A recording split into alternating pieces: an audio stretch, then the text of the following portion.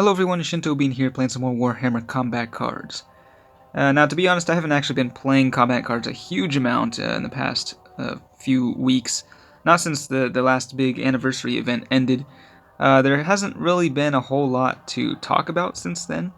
I guess looking sort of at the big picture in recent events, the biggest update to the game was of course the Battle Pass. When we're nearing the end of the second season, we've got about 1 week left in the current season, and this is about as far as I've gotten. I'm about to complete level 13, and that is 13 out of 28 levels. So I don't think I'm going to be completing the Battle Pass this season, so it's too bad because the final cosmetic there on the bottom right actually looks pretty cool. But for the premium side, I mean, there are some good cards. I think this one definitely would have been a nice one to have in the collection. This Dragoon was actually available in the PvP event last week for people who were able to win enough games, which I did not. I think I only played about 5 matches in PvP before getting kind of bored with it. So yeah, I missed out on those new cards there. The cosmetics do look good. I really like the Dark Angels theme, so the card back there looks nice. But again, I really haven't been playing enough for the Battle Pass to be worth buying this season, so I think I'm just going to pass on that one. Yeah, I'm not even close to getting to Terra either, which is kind of sad. But yeah, that first season when the Battle Pass first came out, I played a lot more than normal. But I think once you sort of get back into the rhythm of things and it just becomes something, a normal part of the game, you kind of need more motivation, I think, than simply just grinding.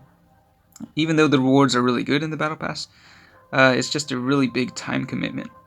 And we haven't really been getting much new content in terms of cards and stuff, other than, well, okay, I guess that's not entirely true. If we look at the collection here, you can see all the new cards.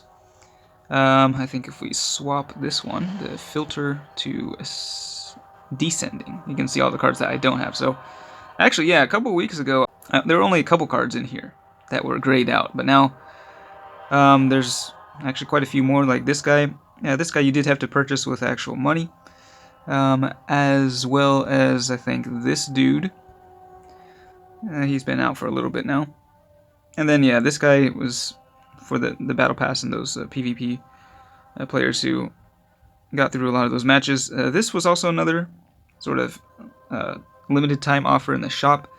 It will probably appear again in the future, but it didn't really look all that amazing. 30-point bodyguard, legendary bodyguard with inspiring presence. I mean, inspiring presence actually, there's not a whole lot of really great inspiring presence cards for the Tau, so it's not a bad card, I suppose. And what else? So yeah, the blue scribes, and then just a whole bunch of chaos, like cultists. Like all these guys just came into the game at the same time. And those also were part of a bundle, I believe. This guy was in the PvP event for players who won just a few matches there. So yeah, I mean, there's actually a lot of cards, but most of them you do have to kind of pay for. So I don't own those. As far as the campaigns, pretty bland. Again, the first campaign of the week is typically a clan event, which actually rewards you really well, even if you put in very little time into it, as long as you're part of a pretty active clan.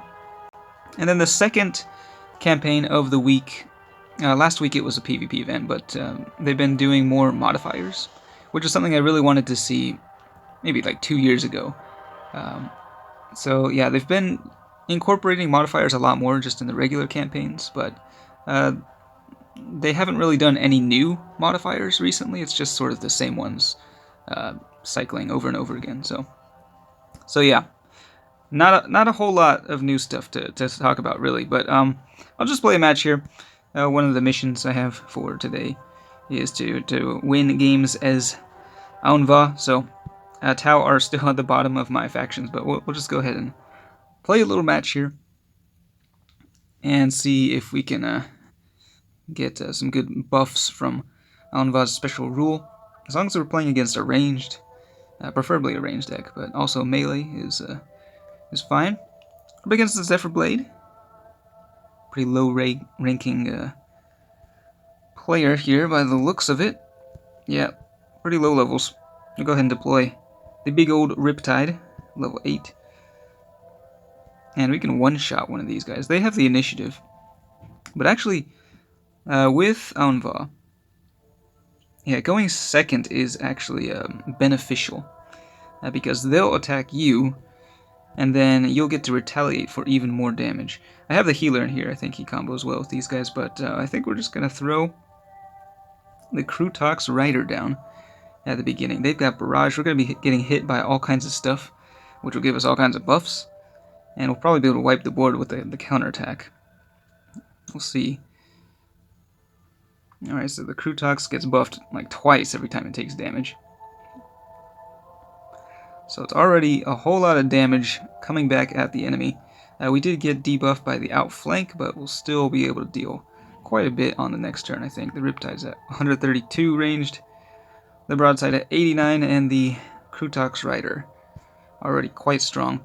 Now it's getting targeted by the Ranger. So it'll actually get hit by the Precision Shot, giving it even more of a boost right before it gets to attack.